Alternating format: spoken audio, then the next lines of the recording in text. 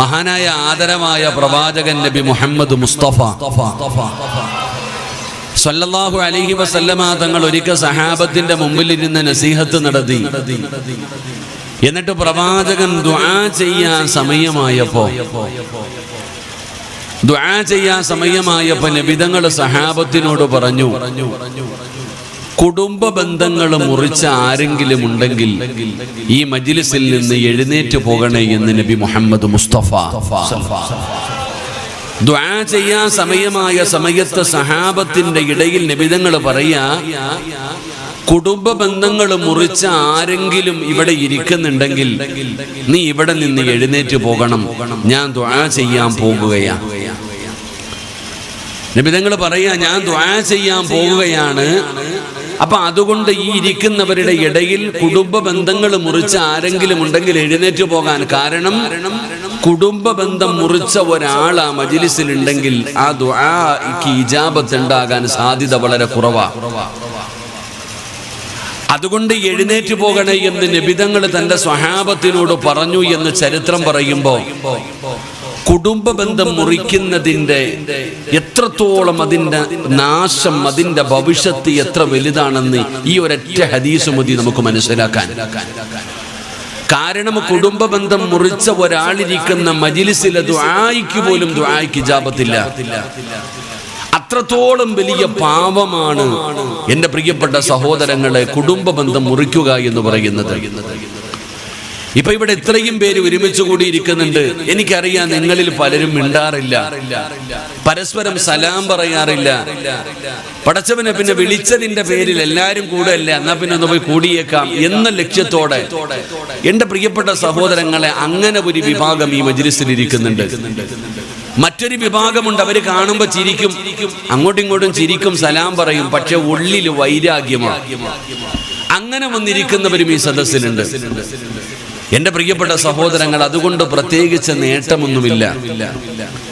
ഇന്നത്തെ കാലഘട്ടത്തിൽ നമ്മൾ മനസ്സിലാക്കേണ്ടത്, പരസ്പരം സ്നേഹമില്ലാത്ത ഒരു കാലഘട്ടത്തിൽ ബന്ധങ്ങളുടെ വിലയറിയുന്നില്ല. ആരാ വാപ്പ, ആരാണ് ഉമ്മ, കൂടപ്പിറപ്പെന്ന് പറഞ്ഞാൽ ആരാ, സഹോദരങ്ങളും അവർ തമ്മിലുള്ള ബന്ധമെന്താ, ഭാര്യയും ഭർത്താവും തമ്മിലുള്ള ബന്ധമെന്താ, ഇതിന്റെയൊന്നും വില ഇന്നത്തെ കാലഘട്ടത്തിൽ മനസ്സിലാകുന്നില്ല ആർക്കും. നിങ്ങൾ നോക്കിക്കേ എന്റെ പ്രിയപ്പെട്ട സഹോദരങ്ങളെ, ഇന്ന് ഏറ്റവും കൂടുതൽ നമ്മൾ വിചാരിക്കും നമ്മളോട് ഏറ്റവും കൂടുതൽ ശത്രുത കാണിക്കുന്നത് നാട്ടുകാരും അയൽവാസികളുമാണെന്നല്ല, സ്വന്തം കുടുംബക്കാരാ. സ്വന്തം കൂടപ്പിറപ്പിന് സിഹ്ർ ചെയ്യുന്ന സ്വന്തം അനുജൻ തന്നെ ചേഷ്ടന് ചെയ്യുന്നു. സഹോദരങ്ങൾ പരസ്പരം അങ്ങോട്ടും ഇങ്ങോട്ടും സിഹ്ർ ചെയ്യുന്നു. ശത്രുക്കളെ പോലെ പോരാടുന്നു. കണ്ടാലും മിണ്ടുന്നില്ല, സലാം പറയുന്നില്ല, മരിച്ചാൽ പോലും എന്റെ വീട്ടിൽ കയറാൻ പാടില്ല എന്ന് പറയുന്ന രീതിയിൽ ഇന്ന് ജീവിക്കുന്ന എത്രയോ കൂടപ്പിറപ്പുകളെ നമുക്കറിയാം. എന്താണ് ഇതിന്റെ കാരണം? പരസ്പരം സ്നേഹമില്ലാതെ പോകുന്നതിന്റെ കാരണം എന്താ? പണ്ടത്തെ കാലഘട്ടങ്ങൾ എന്ന് പറഞ്ഞാൽ നിങ്ങളൊന്ന് ആലോചിച്ച് നോക്കിയാൽ, നമ്മളൊക്കെ ജനിച്ചു വളർന്ന ഒരു വീടുണ്ട്, ഒരു ചെറിയ വീട്. അന്ന് വലിയ കൊട്ടാരമൊന്നുമില്ല. ആ ചെറിയ വീടിന്റെ അകത്ത് പടച്ചവനെ സന്തോഷവും സമാധാനവും, AC റൂമും ഡബിൾ കോട്ട് കട്ടിലും ഒന്നുമില്ല. പടച്ചവനെ ഒരു ഹാളും ഒരു അടുക്കളയും കാണും. ആ ഹാളിൽ ഇന്ന് അന്യസംസ്ഥാന തൊഴിലാളി കിടക്കുന്ന പോലെ ഇങ്ങനെ അങ്ങോട്ട് വിരിച്ചിട്ട് പാവുള്ളവൻ പായി കിടക്കും, പുതയ്ക്കാൻ പുതപ്പുള്ളവൻ പുതയ്ക്കും, ഇല്ലെങ്കിൽ ഉടുത്ത മുണ്ടൊടച്ചങ്ങോട്ട് പുതച്ചു കിടക്കും. ഇങ്ങനെ നമ്മളൊക്കെ ജീവിച്ചിരുന്ന ഒരു കാലഘട്ടം ഉണ്ടായിരുന്നു. അന്ന് വാപ്പയും അടിയില്ല, വൈരാഗ്യമില്ല. അനിയനോട് ജ്യേഷ്ഠന് സ്നേഹമുണ്ട്, കുടുംബക്കാരനോട് പ്രത്യേക സ്നേഹമുണ്ട്. ഇങ്ങനെയൊക്കെ ജീവിച്ചിരുന്ന ഒരു കാലഘട്ടം നമുക്കുണ്ടായിരുന്നു. പക്ഷെ ആ ഒരു ചെറിയ വീടിനകത്ത് കിട്ടിയിരുന്ന സന്തോഷം ഇന്ന് നിങ്ങളുടെ നാട്ടിൽ കോടിക്കണക്കിന് രൂപ ചെലവഴിച്ച് നീ ഒരു കൊട്ടാരം പണിതിട്ടുണ്ട്, ഒരുപാട് റൂമുണ്ട്. ഇന്ന് വരെ നീ നിന്റെ വീട്ടിൽ റൂമിൽ പോലും കിടന്നിട്ടില്ല. അത്രയ്ക്കും മനോഹരമായ രീതിയിൽ വലിയ വീടുകൾ ഉണ്ടാക്കി. പക്ഷെ സമാധാനമില്ല, സന്തോഷമില്ല, സ്നേഹമില്ല. എന്റെ പ്രിയപ്പെട്ട സഹോദരങ്ങളെ, ജീവിതം നരകിച്ച് തീർക്കുന്നവരുണ്ട്. അള്ളാഹു നമ്മളെ കാത്തിരക്ഷിക്കുമാറാകട്ടെ. എന്തേ അതിന്റെ കാരണം? എന്തേ അതിന്റെ കാരണം? ഈ ഇരിക്കുന്നതിൽ അധികം പേർക്കും പണമുണ്ട്, വീടുണ്ട്, സമ്പത്തുണ്ട്, ഭാര്യയുണ്ട്, മക്കളുണ്ട്, കച്ചവടമുണ്ട്, വാഹനമുണ്ട്, തിന്നാനും കുടിക്കാനും അല്ല നിനക്കൊക്കെ വാരിക്കോരി തന്നിട്ടുണ്ട്. ഈ ഇരിക്കണ താത്താനോട് ചോദിക്കണം, നിനക്ക് എന്തെങ്കിലും കുറവുണ്ടോ? താത്താന് സ്വർണമുണ്ടോ? സ്വർണമുണ്ട്, വസ്ത്രമുണ്ട്, തിന്നാനുണ്ട്, കാറുണ്ട്, വീടുണ്ട്, മക്കളുണ്ട്, ഭർത്താവുണ്ട്, എല്ലാം ഉണ്ട്. എന്നാലും പറയുന്നു ഉസ്താദെ സമാധാനമില്ല ഉസ്താദെ, ജീവിതം അവസാനിപ്പിക്കാൻ തോന്നുക, ആത്മഹത്യ ചെയ്യണമെന്ന് തോന്നിപ്പോറാണ്ട് ചില സമയത്ത്. മക്കളെ ഓർത്തിട്ട ഉസ്താദെ ഇല്ലെങ്കിൽ എന്നേ ഞാൻ വാരി കെട്ടി പോയേനെ എന്ന് പറയുന്ന പെണ്ണുങ്ങളുണ്ട്. അള്ളാഹു നമ്മളെ കാത്തുരക്ഷിക്കുമാറാകട്ടെ. എന്തേ അതിന്റെ അടിസ്ഥാനപരമായിട്ടുള്ള കാരണം എന്താ? എന്തുകൊണ്ടാണ് ഇന്ന് കുടുംബങ്ങളിൽ ഒരു പുതപ്പിന്റെ കീഴിൽ കിടക്കുന്ന ഭാര്യയും ഭർത്താവും രണ്ടും മനസ്സുമായിട്ടാ കിടക്കണം? അവര് തൊലികൾ ചേർന്ന കിടക്ക, രണ്ടും കെട്ടിപ്പിടിച്ച് കിടക്കും, എന്നാലും മനസ്സിന്റെ ഉള്ളിൽ വേറെ ചിന്തകളാ. സ്നേഹമില്ല, കൂടപ്പിറപ്പുകൾ തമ്മിൽ സ്നേഹമില്ല, വാപ്പയും ഉമ്മയും തമ്മിൽ സ്നേഹമില്ല. ഇവിടെ സ്വന്തം ഉമ്മ തന്നെ ചോദിക്കുന്നു, നിങ്ങൾ രണ്ടുപേരും എന്താടാ ഇന്ത്യയും പാകിസ്ഥാനും പോലെ കടന്ന് തല്ലണേ? നിങ്ങൾ രണ്ടുപേരും കൂടപ്പിറപ്പുകളല്ലേ എന്ന് മാതാപിതാക്കൾ തന്നെ മക്കളോട് ചോദിക്കുന്ന ഒരു കാലഘട്ടം. അപ്പൊ എന്താണ് ഇതിന്റെ അടിസ്ഥാനപരമായിട്ടുള്ള കാര്യം? പഴയ വീടും പുതിയ വീടും തമ്മിലുള്ള വ്യത്യാസം എന്താ? ഇത് മാത്രം പഠിച്ചിട്ട് നമുക്ക് ദുആ ചെയ്ത് പിരിയാം. അല്ലാഹു ഭാഗ്യം തരുമാറാകട്ടെ, അല്ലാഹു ഭാഗ്യം തരുമാറാകട്ടെ. ഈ ഇരിക്കുന്ന ആണുങ്ങളും പെണ്ണുങ്ങളും പറ, നിങ്ങളൊക്കെ ജനിച്ചു വളർന്ന വീടുണ്ടല്ലോ, തറവാട്, ആ വീട്ടിലുണ്ടായിരുന്ന ഒരു സന്തോഷവും സമാധാനവും ഇപ്പം നിങ്ങൾ പണിത കൊട്ടാരത്തിൽ ഉണ്ടോ ഇല്ലയോ എന്ന് സ്വന്തമായിട്ടൊന്ന് ചിന്തിച്ചേ. ഉണ്ടോ താത്താമാരെ? നിങ്ങളെന്താ എല്ലാം എന്നെ നോക്കി ഇങ്ങനെ ഇരിക്കണേ? നിങ്ങളൊക്കെ ജനിച്ചു വളർന്ന ഒരു വീടുണ്ടല്ലോ, ആ വീട്ടിൽ കിട്ടിയ സന്തോഷം നിന്റെ ഭർത്താവ് പണിത കോടിക്കണക്കിന് രൂപയുള്ള വീടിനകത്തുണ്ടോ? ഇല്ല. ഉണ്ടോ കാക്കാമാരെ? ഇവിടെ BVIP ഇരിക്കണേ? ഉണ്ടോ ചങ്ങായിമാരെ? ഇല്ലടോ, ഇല്ല. എന്തേ അതിന്റെ കാരണം? അതിന്റെ കാരണം നമ്മൾ പഠിച്ചു നോക്കുമ്പോ പണ്ട് സ്നേഹമുണ്ടായിരുന്നു, ഇപ്പൊ സ്നേഹമില്ല. സ്നേഹമുണ്ടാകാനുള്ള കാരണം എന്താ? പണ്ട് നമ്മുടെ വീട്ടിൽ ഒരു വലിയ പാത്രമുണ്ട്, ആ പാത്രത്തിന്റെ അകത്ത് ഉമ്മ ഭക്ഷണം എടുത്തു വെക്കും, എന്നിട്ട് വാപ്പയും ഉമ്മയും മക്കളും എല്ലാവരും കൂടെ ഒരുമിച്ച് ആ പാത്രത്തിന്റെ ചുവട്ടിലിരിക്കും. എന്നിട്ട് എല്ലാവരും ആ പാത്രത്തിൽ നിന്ന് ഒരുമിച്ച് ഭക്ഷണം വാരി കഴിക്കുമായിരുന്നു. അള്ളാഹു നമുക്ക് ഈമാൻ നൽകുമാറാകട്ടെ. പണ്ടങ്ങനെ ഒരുപാട് പാത്രമൊന്നുമില്ല, എല്ലാവരും ഒരുമിച്ചിരുന്ന ഭക്ഷണം കഴിക്കുക. വാപ്പയും ഉമ്മയും മക്കളും എല്ലാവരും ഒരുമിച്ചിരുന്ന് ഭക്ഷണം കഴിക്കും. ഒരു പാത്രത്തിനകത്ത് നിന്ന് കഴിക്കും, അങ്ങോട്ടും ഇങ്ങോട്ടും ഭക്ഷണം വാരി കൊടുക്കും. അപ്പൊ ഇങ്ങനെ ഒരുമിച്ചിരുന്ന് ഭക്ഷണം കഴിക്കുമായിരുന്നു പണ്ട്. അങ്ങനെ ഭക്ഷണം കഴിക്കുമ്പോ മനസ്സുകൾ തമ്മിൽ ഒരു അടുപ്പമുണ്ടായിരുന്നു, മനസ്സുകൾ തമ്മിൽ ഒരു സ്നേഹമുണ്ടായിരുന്നു. അങ്ങോട്ടും ഇങ്ങോട്ടും പടച്ചവനെ മനസ്സിന്റെ ഉള്ളിൽ വൈരാഗ്യമില്ലായിരുന്നു.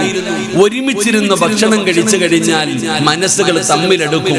ഈ ആകാശത്തിന്റെ കീഴിലുള്ള അള്ളാഹുവിന് ഏറ്റവും ഇഷ്ടപ്പെട്ട വീടുകളിൽ ഒരു വീട് കുടുംബക്കാര് ഒരുമിച്ചിരുന്ന് ഭക്ഷണം കഴിക്കുന്ന വീടാണെന്ന് ആദരവായ പ്രവാചകൻ നബി മുഹമ്മദ് മുസ്തഫ സല്ലല്ലാഹു അലൈഹി വസല്ലമ തങ്ങൾ പറയുന്നു, എല്ലാവരും കൂടെ ഒരുമിച്ചിരുന്ന് ഭക്ഷണം കഴിക്കുന്ന ഒരു വീട്. അങ്ങനെ നിങ്ങളൊന്ന് ചിന്തിക്ക്, ഈ ഇരിക്കുന്ന സഹോദരങ്ങളും സഹോദരിമാരും ഒന്ന് ചിന്തിക്ക്. ഈ അടുത്ത കാലത്ത് നീയും നിന്റെ ഭർത്താവും നിന്റെ മക്കളും കൂടെ ഒരുമിച്ചിരുന്ന് ഭക്ഷണം കഴിച്ച ദിവസം ഏതാണെന്നൊന്ന് ചിന്തിച്ചു നോക്കിക്കേ. അങ്ങനെ ഒരു ദിവസം കാണില്ല. കാരണം ഭർത്താവ് എപ്പോഴെങ്കിലും വരും, മക്കൾ എപ്പോഴെങ്കിലും വരും, നീ എപ്പോഴെങ്കിലും തിന്നും. എല്ലാവരും സമയം കിട്ടുന്നതിനനുസരിച്ച് അങ്ങനെ അങ്ങനെ അങ്ങനെ ഭക്ഷണം കഴിക്കാം. ഇനി ഒരുമിച്ചിരുന്നാൽ തന്നെ ആർക്കും മുഖത്ത് നോക്കാൻ സമയമില്ല, അപ്പോഴും മൊബൈൽ കയ്യിൽ പിടിച്ചോണ്ടിരിക്കും, അല്ലെങ്കിൽ വേറെ എന്തെങ്കിലും കാര്യം പറഞ്ഞുകൊണ്ടിരിക്കും. ഒരുമിച്ചിരുന്ന് ഭക്ഷണം കഴിക്കാറില്ല. എടോ, പരസ്പരം സ്നേഹമുണ്ടാകണമെങ്കിൽ ഭാര്യയും ഭർത്താവും ഒരു പാത്രത്തിൽ നിന്ന് ഭക്ഷണം കഴിക്കണമെന്നാണ്. അതൊക്കെയാ സ്നേഹം.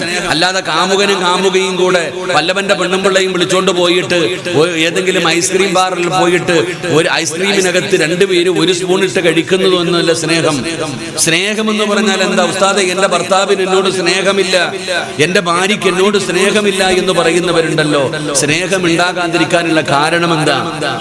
എന്റെ പ്രിയപ്പെട്ട സഹോദരങ്ങളെ, മഹാനായ ആദരവായ പ്രവാചകൻ നബി മുഹമ്മദ് മുസ്തഫ സല്ലല്ലാഹു അലൈഹി വസല്ലമ തങ്ങള് തന്റെ പ്രവാചകനും ആയിഷ ബീബി റളിയല്ലാഹു തആല അൻഹ രണ്ടുപേരും ഇങ്ങനെ ഇരിക്കുക. അപ്പോഴാണ് ഒരാള് കുറച്ച് പാല് കൊണ്ടുവന്ന് നബി തങ്ങളുടെ കയ്യിൽ കൊടുത്തു. കുറച്ചു പാല് കൊണ്ടുവന്ന് നബി തങ്ങളുടെ കയ്യിൽ കൊടുത്തു. നബി സല്ലല്ലാഹു അലൈഹി വസല്ലമ തങ്ങൾ ആ പാല് വാങ്ങിയിട്ട് ആദ്യം കുടിച്ചില്ല.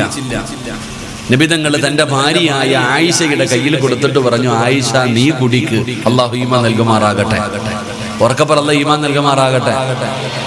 ആണുങ്ങൾക്ക് ദഹിക്കത്തില്ല. അതുകൊണ്ടാണ് ആമീൻ പറയത്തിനും വേണ്ടി. ആദ്യം ആരാ കഴിക്കേണ്ടത്? ഭർത്താവാണോ ഭാര്യയാണോ? നിങ്ങളെന്താ എന്നെ നോക്കണേ? ആരാദ്യം കഴിക്കണ്ടേ?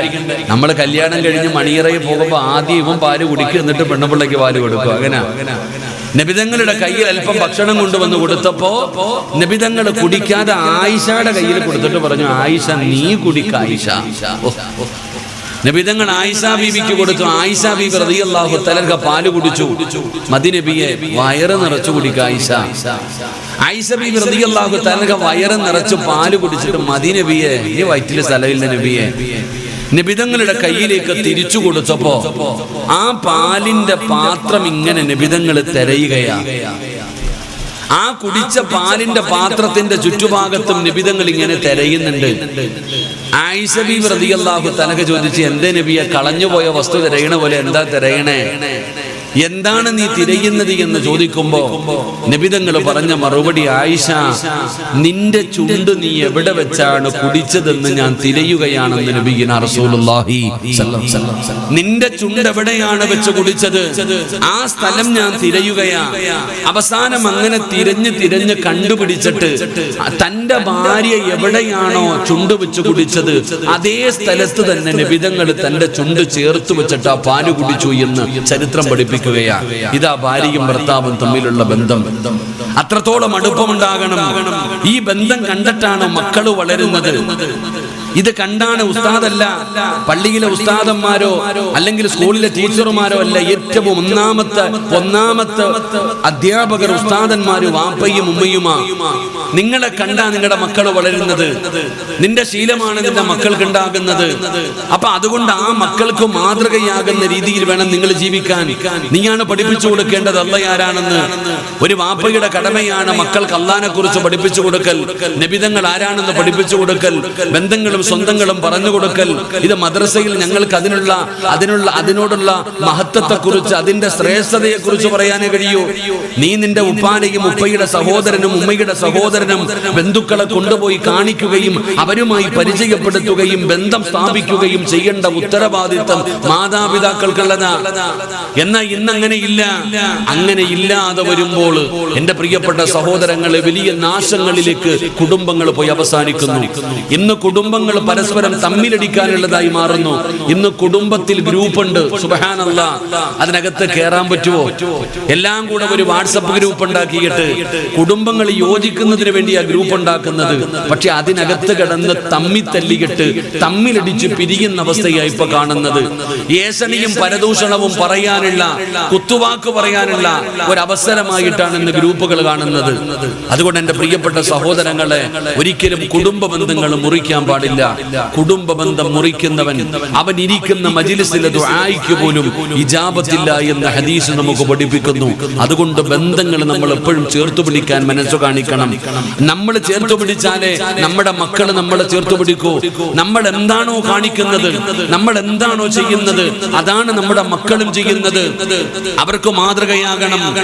അതുകൊണ്ടാണ് നബി തങ്ങൾ പറഞ്ഞത്, റബ്ബനാ ഹബ് ലനാ മിൻ അസ്വാജിനാ വദുരിയാതിനാ ഖുർറത അയ്യുനിൻ വജഅൽനാ ലിൽമുത്തഖീന ഇമാമാ. ഈ ദുആ പഠിച്ചു വെക്കണം. ആണുങ്ങളും പെണ്ണുങ്ങളും, കല്യാണം കഴിഞ്ഞവരും കഴിക്കാത്തവരും എല്ലാവരും പഠിച്ചു വെക്കേണ്ട ഒരു ദുആയാണ്. ഈ ദുആ എല്ലാവരും ചെയ്യണേ. ഈ ദുആ ചെയ്യുന്നവന് സ്വർഗ്ഗത്തിലൊരു കൊട്ടാരമുണ്ടെന്നാണ്. റബ്ബനാ ഹബ് ലനാ മിൻ അസ്വാജിനാ. എന്താണ് ദുആയ്ക്കകത്ത് പറയുന്നതെന്നറിയോ? അല്ലാഹുവേ, എന്റെ ഭാര്യ നീ സ്വാലിഹത്താക്കണേ അല്ലാഹ്. ഒരു ഭർത്താവ് ദുആ ചെയ്യുകയാണ്, പടച്ചവനെ എന്റെ ഭാര്യ നീ നന്നാക്കണം തമ്പുരാന്. ഒരു ഭാര്യ ദുആ ചെയ്യുന്നു, എന്റെ ഭർത്താവിനെ നന്നാക്കണം തമ്പുരാന്. അല്ലാഹുവേ, എന്റെ മക്കളെ സ്വാലിഹീങ്ങളാക്കണം പടച്ചവന്. എന്റെ കണ്ണിന് കുളിർമയുള്ളവരാക്കണം തമ്പുരാന്. ഈ ദുആയിന്റെ അർത്ഥം അതാണ്. കല്യാണം കഴിക്കാത്ത ചെറുപ്പക്കാരാ, അല്ലാഹുവേ എനിക്കൊരു സ്വാലിഹത്തായ ഭാര്യയെ തരണേ അല്ലാഹ്.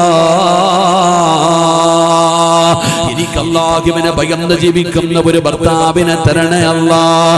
ഇതാണ് ആ ദുആഇന്റെ അർത്ഥം.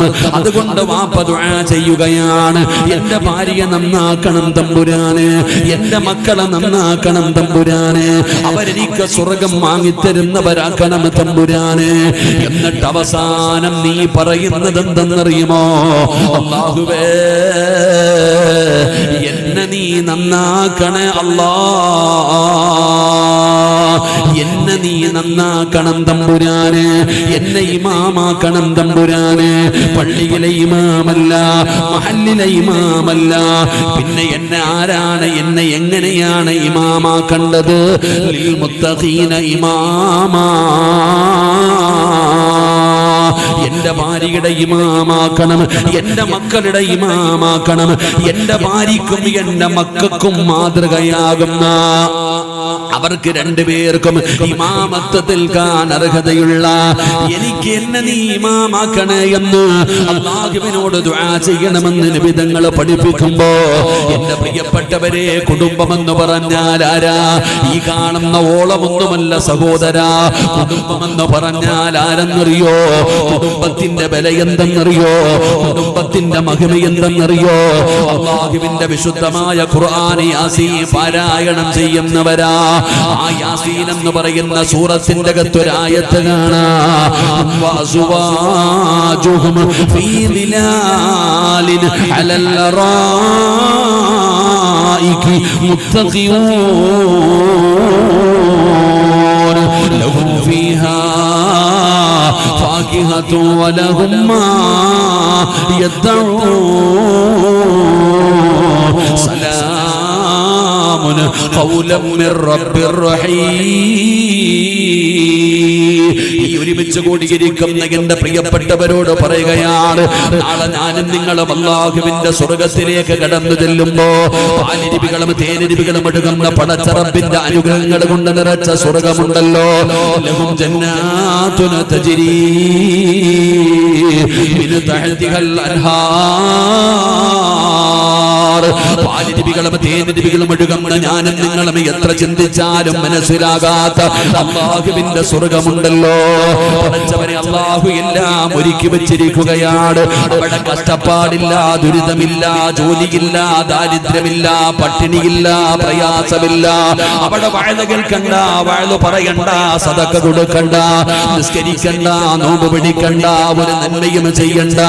ഇന്നത് ചെയ്യരുത്, ഇന്നത് ചെയ്യരുതെന്ന് പറയാൻ, നീ എന്തുകൊണ്ടാണ് ഇങ്ങനെ ചെയ്തതെന്ന് ചോദിക്കാൻ ഒരാൾ പോലും ഇല്ലടോ. എന്ത് വേണമെങ്കിലും തിന്നാ, എന്ത് വേണമെങ്കിലും കുടിക്കാം, എങ്ങനെ വേണമെങ്കിലും നടക്കാം.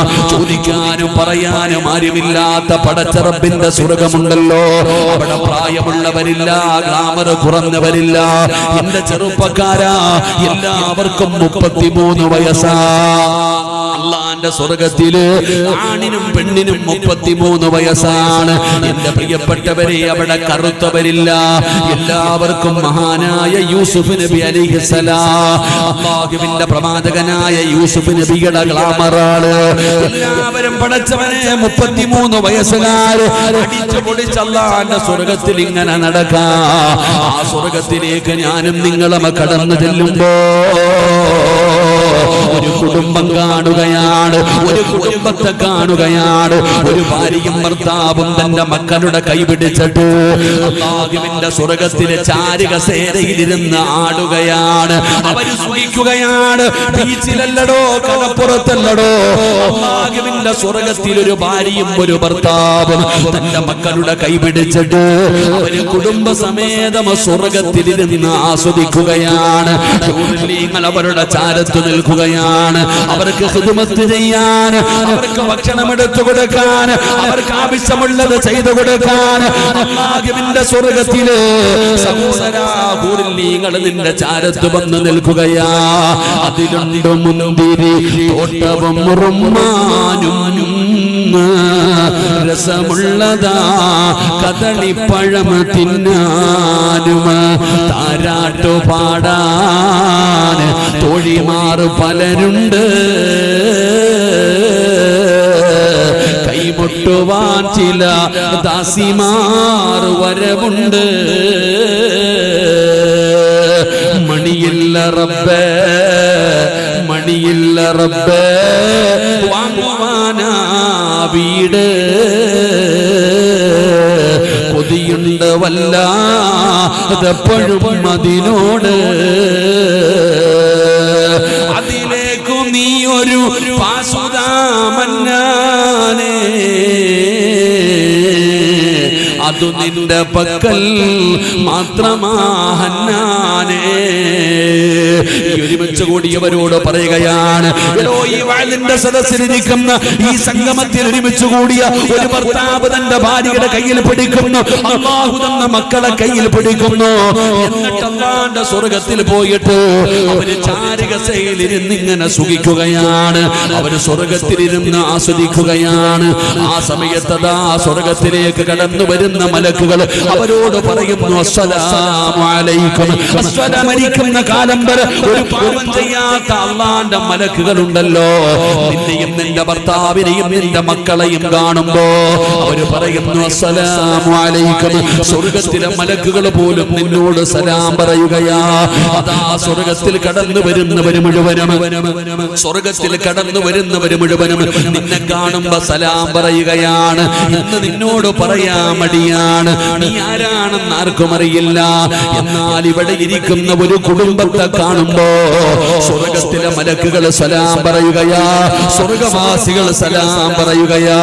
അങ്ങനെ എല്ലാവരും നിന്നെ ബഹുമാനിക്കുകയാണ്, ആദരിക്കുകയാണ്, സ്ഥാനം തരികയാണ്. ആ സമയത്ത് ഈ ഒരുമിച്ച് കൂടിയ പെണ്ണുങ്ങൾ ചോദിക്കുകയാ, ആമിന, എങ്ങനാ അല്ലാഹു നിനക്ക് ഇങ്ങനെ ഒരു പ്രതിഫലം തന്നത്? ഏ സഹോദരാ, നിന്റെ കുടുംബക്കാരൻ അവന്റെ ഭാര്യയും മക്കളുമായി നാളെ പടച്ച റബ്ബിന്റെ സ്വർഗ്ഗത്തിലിരുന്നിട്ട് ആസ്വദിക്കുന്നത് കാണുമ്പോ നീ തന്നെ ചോദിക്കും, അബൂബക്കറെ എങ്ങനാടാ, എങ്ങനാ നിങ്ങൾക്ക് ഈ പ്രതിഫലം കിട്ടിയത്? നിങ്ങൾ ദുനിയാവിലും ഒരുമിച്ചാണ്, നിങ്ങൾ സ്വർഗ്ഗത്തിലും ഒരുമിച്ചാണ്. എങ്ങനെയാ അല്ലാഹു നിനക്ക് ഈ ഭാഗ്യം തന്നത് എന്ന് നാളെ സ്വർഗ്ഗത്തിൽ വെച്ച് ഒരു കുടുംബത്തോട് ചോദിക്കുമെന്ന് അല്ലാഹുവിന്റെ വിശുദ്ധ ഖുർആൻ,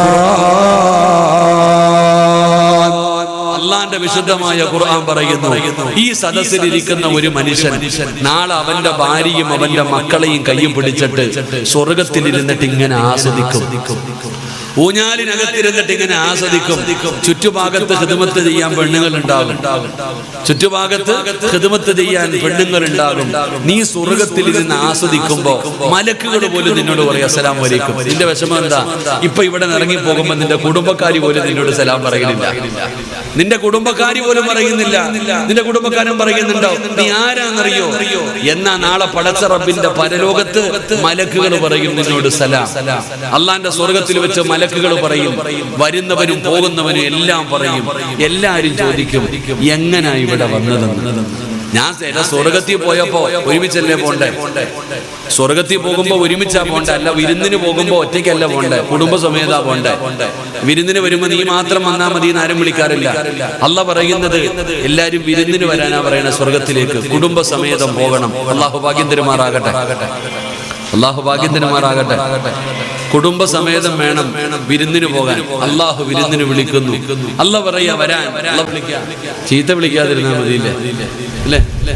ഭർത്താവിന് എന്താ വിളിക്കുക?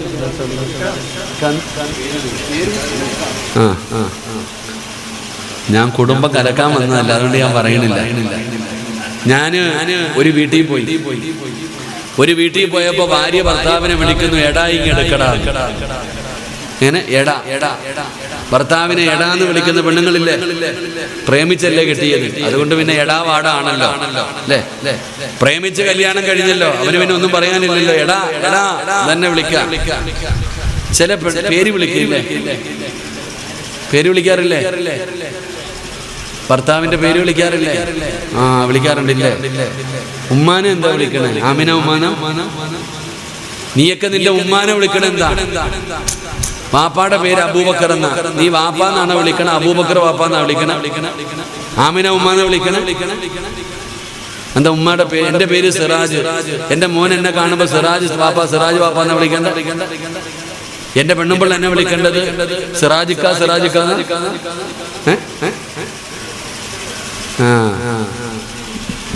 അള്ള കൊടുത്ത ചില സ്ഥാനമുണ്ട് കേട്ടാ, അത് മറന്നു പോകരുത്. അള്ളാഹു കാത്തിരക്ഷിക്കുമാറാകട്ടെ. ഭർത്താവിന്റെ പേര് വിളിക്കാൻ ഞാൻ ഹറാമാണെന്നൊന്നും പറയുന്നില്ല, പക്ഷെ അത് ബഹുമാനത്തിനൊരു പള്ളിയിലെ ഹത്തീബ് ആരാ കൊടുത്ത ഹത്തീബ്? ഉസ്താദ് അലി ഉസ്താദ്.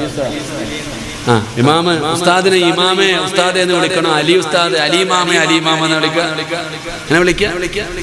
ഇവിടെ അള്ള കൊടുത്ത ചില സ്ഥാനമുണ്ട്. വാപ്പ, ഉമ്മ, വയസ്സിന് മൂത്തവര്, ഒരു നിന്റെ കുടുംബത്തിലെ ഏറ്റവും കാരണവനെ കാണുമ്പോ പേരാ വിളിക്കണേ. അത് അള്ള കൊടുത്ത ചില സ്ഥാനമുണ്ട്, അത് കൊടുക്കണം. ഭർത്താക്കന്മാരുടെ പേര് അതൊക്കെ പറയാതിരിക്കാൻ നല്ലത്. പണ്ടാരും ലൈവ് ഉള്ളതുകൊണ്ട് ഞാൻ ഒന്നും പറയണില്ല, കാരണം ഇതുങ്ങളെ ഒന്നും പറയാൻ പറ്റത്തില്ലടോ. ഞാൻ പണ്ട് 8-9 കൊല്ലമായി പെണ്ണുങ്ങളെ തല്ലാൻ പറ്റുന്ന 5 സമയമുണ്ടെന്ന് പ്രസംഗിച്ചതാ. ഇപ്പൊ 29 കേസുണ്ട് എനിക്ക്. അള്ളാഹു കാത്തിരക്ഷിക്കുമാറാകട്ടെ. ഇതാവസ്ഥ. നിങ്ങളൊന്നും പറയാൻ പറ്റില്ല, പറഞ്ഞു കഴിഞ്ഞാൽ ആകെ പ്രശ്നമാണ്. കേസ് ഏത് വഴിയില്ല ഇല്ലേ? അള്ളാഹു നമ്മളെ കാത്തിരക്ഷിക്കുമാറാകട്ടെ. ഭർത്താവിന്റെ പേര് വിളിക്കുന്ന പെണ്ണുങ്ങളുണ്ട്. അത് പുതിയ ട്രെൻഡായി ഇപ്പൊ. അങ്ങനെ ഇപ്പൊ അതൊക്കെ തന്നെ പുതിയ ട്രെൻഡുകളാണല്ലോ പലതും അല്ലേ. കല്യാണം കഴിഞ്ഞാൽ പേര് മാറ്റിയില്ലേ നിങ്ങൾ അല്ലേ? ഇപ്പൊ പുതിയ ട്രെൻഡ് അനുസരിച്ച് കല്യാണം കഴിഞ്ഞാൽ പേര് മാറും. എന്റെ ഭാര്യയുടെ പേര് സുമയ്യ എന്നാ. കല്യാണം കഴിഞ്ഞാൽ പിന്നെ പേര് മാറും. സുമയ്യ സിറാജ്. വെറൈറ്റി അല്ലേ? എല്ലാരും വെറൈറ്റി. കല്യാണം കഴിച്ചു കഴിഞ്ഞപ്പോ നിന്റെയൊക്കെ തല തിരിഞ്ഞു പോയി, പേര് മാറിപ്പോയി. ഇവിടെ നിങ്ങൾക്കറിയോ, ഒരാളുടെ പേരിന്റെ കൂടെ ഒരാളുടെ പേര് ചേർക്കാൻ അനുവാദമുള്ളൂ.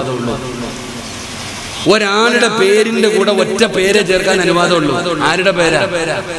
നിനക്ക് ജന്മം നൽകിയ നിന്റെ വാപ്പാടെ പേര്. ഉപ്പാടെ പേരല്ലാതെ വേറെ ആരുടെയും പേര് കൂടെ ചേർക്കാൻ അനുവാദമില്ല. ഫാത്തിമ ബീവിയുടെ പേര് ഫാത്തിമ അലി എന്നായിരുന്നില്ല. ആയിഷ ബീവിയുടെ പേര് ആയിഷ മുഹമ്മദ് എന്നായിരുന്നില്ല. അത് പഠിക്ക്.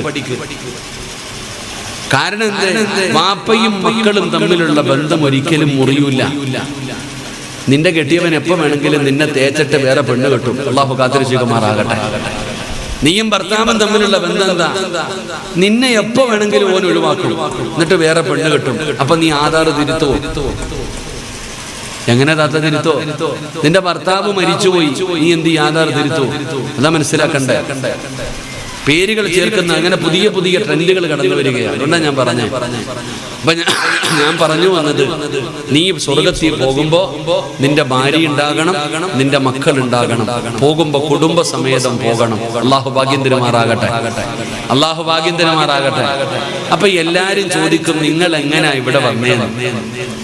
നിങ്ങൾ എങ്ങനെയാണ് അള്ളാഹുവിന്റെ സ്വർഗത്തിൽ കുടുംബസമേതം വന്നത് എന്ന് ചോദിക്കുമ്പോ അവരങ്ങോട്ട് മറുപടി പറയും. വരാനുള്ള കാരണം 4 കാര്യങ്ങൾ അവരുടെ ജീവിതത്തിൽ ഉണ്ടായിരുന്നു. ഈ 4 കാര്യം അവരുടെ ജീവിതത്തിൽ ഉണ്ടായിരുന്നത് കൊണ്ടാണ് അവർ കുടുംബസമേതം സ്വർഗത്തിൽ വന്നത്. ആ 4 കാര്യങ്ങൾ നമുക്കും പാലിക്കാൻ അള്ളാഹു ഭാഗ്യം തരുമാറാകട്ടെ. പറയണമെന്ന് ആഗ്രഹമുണ്ട്, പക്ഷെ ബാങ്ക് വിളിക്കാൻ സമയമായി. ഇല്ലേ അലീസ? ഇപ്പൊ വിളിക്കൂലേ? 10 മിനിറ്റ് 5 മിനിറ്റ് കൂടെ ഉണ്ട്. ഈ 5 മിനിറ്റ് കൊണ്ട് 4 എണ്ണം പറയാൻ പറ്റൂല. ഇപ്പൊ വാങ്ക് വിളിക്കും. ഇപ്പൊ ഇൻഷാ അല്ലാഹ് ഈ 4 കാര്യം കേൾക്കണമെങ്കിൽ ഒരു ദിവസം വഅദ് വെക്കണം, എങ്കിലേ കേൾക്കാൻ പറ്റും. ഒരു ദിവസം വഅദ് വെച്ചാൽ ഈ 4 കാര്യം ഞാൻ പറഞ്ഞു തരാം. അല്ലാതെ ഇപ്പൊ സമയമില്ല. ഇൻഷാ അല്ലാഹ് എവിടെങ്കിലും വന്ന് വഅദ് കേൾക്കുക. അള്ളാഹു നമുക്ക് ഭാഗ്യം തരുമാറാകട്ടെ. പരസ്പരം സ്നേഹമുണ്ടായാൽ മതി. ഭാര്യയും ഭർത്താവും നമ്മൾ വിചാരിക്കുന്നത് കല്യാണം കഴിഞ്ഞ് 2 മാസം ഹണിമൂൺ ആഘോഷം സ്നേഹം, ഓ എന്താ പടച്ചവനെ, ബൈക്കൊക്കെ വെച്ചിട്ട് റോഡിലൂടെ എങ്ങനെ കൊണ്ടുപോകും ഭാര്യയെ. അതൊന്നുമല്ലടോ. മരിക്കുന്ന ദിവസം വരെ സ്നേഹമുണ്ടാകണം. മരിക്കുന്ന ദിവസം വരെ സ്നേഹമുണ്ടാകണം. ഭാര്യയും ഭർത്താവും തമ്മിലുള്ള ബന്ധമതാ. ഇൻഷാ അല്ലാഹ് അങ്ങനെ അള്ളാഹു അങ്ങനെയുള്ള ഒരു സ്നേഹം നൽകി അനുഗ്രഹിക്കുമാറാകട്ടെ. ഒരു ഭാര്യയും ഭർത്താവ് എങ്ങനെയാകണമെന്നറിയോ? നിങ്ങളെ കണ്ടാ നിങ്ങളുടെ മക്കൾ വളരുന്നത് നിങ്ങളെ കണ്ടിട്ടാ വളരുന്നത്, അല്ലാതെ വേറെ ആരെയും കണ്ടിട്ടില്ല.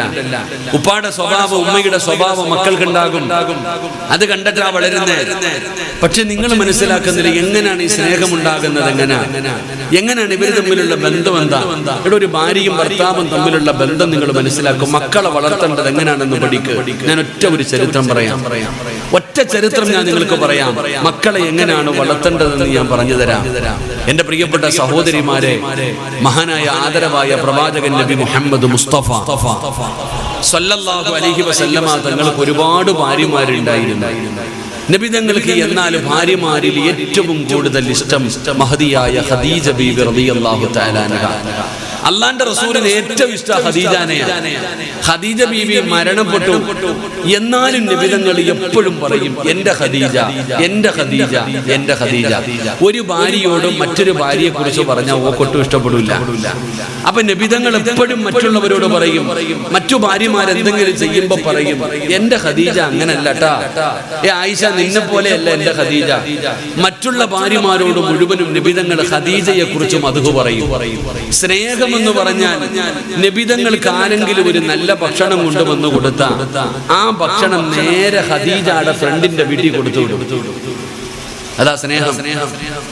മാപ്പായും ഉമ്മായും മരിച്ചുപോയ മാതാപിതാക്കളോട് മക്കൾക്കുള്ള കടമ എന്താണെന്ന് നബിതങ്ങളോട് ചോദിച്ചപ്പോ ദുആ ചെയ്യലും സദഖ കൊടുക്കലും ആണ്ട് നടത്തലും മാത്രമല്ല സ്നേഹം. വാപ്പയോടും മരിച്ചുപോയ ഉപ്പയോടും ഉമ്മയോടുമുള്ള കടമകളെ കുറിച്ച് ചോദിച്ചപ്പോ വർഷാവർഷം ആണ്ട് നടത്തുന്നുണ്ട്, സദഖ കൊടുക്കുന്നുണ്ട്, ദുആ ചെയ്യുന്നുണ്ട്. ഇത് മാത്രമല്ല കടമ. വാപ്പയുടെ കൂട്ടുകാർ, വാപ്പയുടെ കുടുംബക്കാരെ നീ സ്നേഹിക്കണേ എന്ന് നബിയുനാ റസൂലുള്ളാഹി സ്വല്ലല്ലാഹു അലൈഹി വസല്ലം. നിന്റെ വാപ്പാടെ കുടുംബക്കാരെ നീ സന്ദർശിക്കണം, നീ അവരെ സ്നേഹിക്കണം. ഉമ്മയുടെ കുടുംബക്കാർ, ഉമ്മയുടെ കൂട്ടുകാർ, അവരെ പോലും നമ്മൾ സ്നേഹിക്കണമെന്നാണ്. അപ്പൊ അത് അവരോടുള്ള കടമകളിൽപ്പെട്ടതാ. അപ്പൊ ഖദീജ ബീവി മരിച്ചതിന് ശേഷവും നബിതങ്ങൾക്ക് ഖദീജ എന്ന് പറഞ്ഞ 1000 നാവ. ഒരു നല്ല ഭക്ഷണം കിട്ടിയാൽ പോലും ഖദീജ ബീവിയുടെ ഫ്രണ്ടിന്റെ വീട്ടിൽ കൊടുത്തു വിടും, ഖദീജാനെ ഓർമ്മ വരുമ്പോ. അങ്ങനെ ഇരിക്കുമ്പോഴാ ഒരിക്കൽ നബിതങ്ങൾ എപ്പോഴും ഖദീജയെ കുറിച്ച് പറയുന്നത് കേട്ടപ്പോ ഒരിക്കൽ ആയിഷ ബീവി റളിയല്ലാഹു തആലയ്ക്ക് ദേഷ്യം വന്നു. നബിതങ്ങളോട് ചോദിച്ചു, ഈ കിളവിയല്ലാതെ വേറെ ഭാര്യയൊന്നുമില്ലേ? ഈ കിളവിയോടല്ലാതെ, കാരണം ഖദീജ ബീവിക്ക് പ്രായമായി, ചോദിക്കുന്നു വേറെ ഭാര്യയൊന്നുമില്ല, ഓളോട് മാത്രം ഇത്ര സ്നേഹം തേന്ന്. തന്റെ ഭാര്യയെ കിളവി എന്ന് വിളിച്ചപ്പോൾ നബിതങ്ങളുടെ കണ്ണ് നിറഞ്ഞടോ. നബിതങ്ങൾ കരഞ്ഞു. ആയിഷ ബീവി അത് വിളിച്ചപ്പോൾ നബിതങ്ങൾ കരഞ്ഞു. അടിക്കുകയോ വഴക്കുണ്ടാക്കുകയൊന്നും ചെയ്തില്ല. നബിതങ്ങൾ അപ്പോഴും പറഞ്ഞു, നീയൊന്നും എന്റെ ഖദീജാനെ പോലെ ആകില്ല എന്ന് നബിയുനാ റസൂലുള്ളാഹി സ്വല്ലല്ലാഹു അലൈഹി വസല്ലം. അല്ലാഹു നമുക്ക് പഠിക്കാൻ ഭാഗ്യം തരുമാറാകട്ടെ. എന്തുകൊണ്ടാണ് ഇങ്ങനെ ഒരു ബന്ധമുണ്ടായത്? ഈ സദസ്സിൽ ഞാൻ ചോദിക്കട്ടെ, ഏതാത്ത നീ മരിച്ചെന്ന് കരുതുക, അല്ലാഹു നിനക്ക് നല്ല മരണം തരുമാറാകട്ടെ. ആണുങ്ങൾ ആമീൻ പറഞ്ഞു, നീ ആമീൻ പറഞ്ഞില്ല. അള്ളാഹു നിങ്ങൾക്ക് നല്ല മരണം തരുമാറാകട്ടെ. ഇപ്പൊ നീ പറയുന്നു നിന്റെ ഇക്കാന് നിന്റെ ജീവനാണ്, നീ ഇല്ലാതെ നിന്റെ ഇക്ക ഉറങ്ങൂല എന്നല്ലേ പറയണേ. നിന്നെ അത്ര ഇഷ്ടമാണെന്ന് പറയുന്നു. നീ മരിച്ചു പോയെന്ന് കരുതുക. നീ മരിച്ചു, 3 കഴിഞ്ഞു, 7 കഴിഞ്ഞു, 17 കഴിഞ്ഞു, 21 കഴിഞ്ഞു, 10-20 ദിവസം കഴിഞ്ഞു. അപ്പോഴാണ് നിന്റെ ഭർത്താവിന്റെ അടുക്ക ഒരു ചങ്ങാതി വന്നിട്ട് പറഞ്ഞു, അളിയാ പോയതൊക്കെ പോയി, അത് അള്ളാഹുടെ തീരുമാനം, അവള് മരിച്ചുപോയി, അള്ളാഹു സ്വർഗം കൊടുക്കട്ടെ. പക്ഷെ നീ ഇങ്ങനെ നടന്നാ മതിയോ? ഒരു കല്യാണം കഴിക്കണ്ടേ? നീ മരിച്ച 40 പോലും ആയില്ല. അപ്പോഴ ഒരാൾ നിന്റെ ഭർത്താവിനോട് ചോദിക്കുന്നു, നിനക്കൊരു കല്യാണം കഴിക്കണ്ടേ? ഒരു ആലോചിക്കട്ടെ. നിന്റെ ഇക്ക പറയണ മറുപടി എന്താ? നീ പറ. നിന്റെ ഭർത്താവ് പറയണ മറുപടി എന്താ? അധികം പേരും പറയുന്ന മറുപടി 40 കഴിയട്ടെ അളിയാ, ഇല്ലെങ്കിൽ നാട്ടുകാരെന്തെങ്കിലും പറയും. 40 കഴിയട്ടെ, അതിനു മുമ്പ് കിട്ടിയ നാട്ടുകാരെന്തെങ്കിലും പറഞ്ഞാലോ. ഒരു 40 ദിവസം ക്ഷമിക്കാനാ പറയുന്നത്. അതിനുള്ള മനസ്സ് പോലും പലർക്കും ഇല്ല. അല്ലാഹു ഈമാൻ നൽകുമാറാകട്ടെ. ഇനി നേരെ നിങ്ങൾ ചിന്തിക്ക്, നീ മരിച്ചുപോയി, നിന്റെ ഭാര്യ 4 മാസവും 10 ദിവസവും ഇരിക്കണം. ഇരിക്കോ? അതൊക്കെ പണ്ടായിരുന്നടാ, ഇപ്പൊ യുദ്ധമൊന്നും ഇല്ല. അതൊക്കെ പ്രായമുള്ളവർക്ക്, ചെറുപ്പക്കാർക്ക് യുദ്ധമുണ്ടോ? ഇവിടെ 4 മാസവും 10 ദിവസം 40 വരെ തട്ടിയും മുട്ടിയിരിക്കും. പിന്നെ ഹാളിലോട്ട് ഇറങ്ങും, പിന്നെ പുറത്തോട്ട് ഇറങ്ങും. പിന്നെ എന്ത്? എനിക്ക് ഉദാഹരണം പറയുന്നത്, ഇന്നത്തെ കാലഘട്ടം അങ്ങനെ ആയിപ്പോ. ഒരു സഹോദരി ഒരിക്കൽ വാട്സപ്പിൽ ഉസ്താദ് മെസ്സേജ് ഇട്ടു, ഉസ്താദിനോട് ഒരു സംശയം ചോദിക്കണം. വാട്സപ്പിൽ കുറെ വർഷങ്ങളായി ഒരു സഹോദരി ചോദിച്ചു, ഉസ്താദ് ഒരു മസാല ചോദിക്കണം, ഞാൻ ഇരിക്കുകയാണ്, ഞാനൊന്ന് കോള് വിളിച്ചോട്ടെ. ഇരിക്കുന്ന പെണ്ണിനോട് സംസാരിക്കാൻ പാടില്ല, അതുകൊണ്ട് പറഞ്ഞ് മെസ്സേജ് ഇട്ടാൽ മതി. ആ സഹോദരി മെസ്സേജ് ഇട്ടത്, ഉസ്താദ് ഞാൻ ഇരിക്കുക, എന്റെ ഭർത്താവ് മരണപ്പെട്ടു പോയി, ഞാൻ മറ്റൊരു കല്യാണത്തിന് പത്രത്തിൽ പരസ്യം കൊടുത്തു, ബഹ്റൈനിൽ നിന്ന് ലീവിന് വന്ന ഒരാള് എന്നെ പെണ്ണ് കാണാൻ വരട്ടെ എന്ന് ചോദിക്കുന്നുണ്ട്, എനിക്ക് പെണ്ണ് കാണാൻ പറ്റുമോ എന്നാ ചോദിച്ചേ. അല്ലാഹു ഈമാൻ തരുമാറാകട്ടെ. എപ്പോ ഇരിക്കുന്ന സമയത്ത് അവള് പത്രത്തിൽ പരസ്യം കൊടുത്തു അടുത്ത കല്യാണത്തിന്. അപ്പോഴാണ് ഗൾഫിൽ നിന്ന് ലീവിന് വന്ന ഒരാൾ കാണാൻ അനുവാദം ചോദിക്കുന്നത്. ഞാൻ ആ സഹോദരിയോട് വെച്ച് നീ എന്തിനാ ഇത് ഇരിക്കണേന്ന് ചോദിച്ചു. ഇരിക്കണ്ടെന്ന് പറഞ്ഞ കാരണം ഇതിനേക്കാളും നല്ലതിരിക്കാതിരിക്കല. ഇതുപോലെയാണ് ഇന്നത്തെ ഭാര്യയും ഭർത്താവും തമ്മിലുള്ള ബന്ധം. സ്നേഹമില്ല. മക്കള് നോക്കുമ്പോ വാപ്പായും ഉമ്മായും കീരിയും പാമ്പിനെ പോലെ തല്ലുന്നു, ചീത്ത വിളിക്കുന്നു. ഇത് കണ്ടിട്ടാ മക്കള് വളരുന്നേ. വാപ്പയ്ക്ക് മക്കളോട് സംസാരിക്കാൻ സമയമില്ല. ഉമ്മ കടിച്ചു കീറുകയാ മക്കളോട്. ഭർത്താവിനോടുള്ള ദേഷ്യം തീർക്കുന്നത് മക്കളോടാ. അമ്മായിയമ്മയോടുള്ള ദേഷ്യം തീർക്കുന്നത് മക്കളോടാ. ഇത് കണ്ട് ആ ഒരു പീഡനത്തിലാ മക്കള് വളരുന്നത്. എന്നാ മക്കളെ വളർത്തേണ്ടത് എങ്ങനെയാണെന്ന് ഞാൻ പറഞ്ഞു തരാം. നീ എങ്ങനെയായിരിക്കണം, ഒരു ഭാര്യയും ഭർത്താവും എങ്ങനെയായിരിക്കണമെന്ന് ഒറ്റ ഒരു ചരിത്രം പറഞ്ഞ് നമുക്ക് ദുആ ചെയ്ത് പിരിയാം.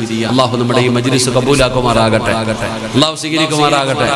ഇൻഷാ അല്ലാഹ് ഒരു എത്ര മണി വരെ പോകും? ഇൻഷാ അല്ലാഹ് 1 മണി വരെ. ഞാൻ ഉറങ്ങിയിട്ടില്ല ഇന്നലെ രാത്രി. ഇന്നലെ ഉറങ്ങാതെ എനിക്കിന്ന് വയനാടാ പരിപാടി. ഇത് കഴിഞ്ഞിട്ട് തന്നെയാണ് ഞാൻ വയനാട് പോകാൻ. ഇൻഷാ അല്ലാഹ് ഒരൊറ്റ ചരിത്രം പറഞ്ഞ് ദുആ ചെയ്ത് പിരിയാം.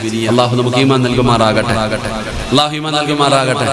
ഒരു 3 സ്വലാത്ത് പറഞ്ഞ് സ്വല്ലല്ലാഹു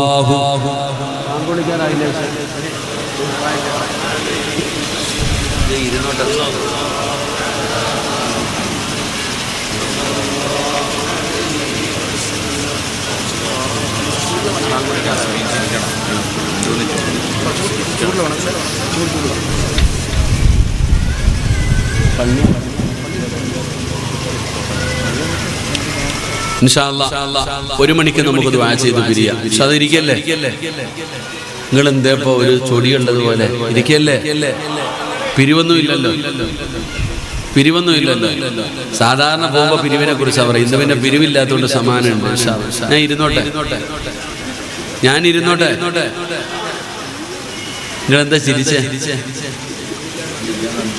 എല്ലാരും പിരിവിന്റെ കാര്യം പറഞ്ഞപ്പോ എന്നെ നോക്കി ചിരിക്കുന്നു. ഞാൻ എന്ത് പിരിക്കാനാണോ?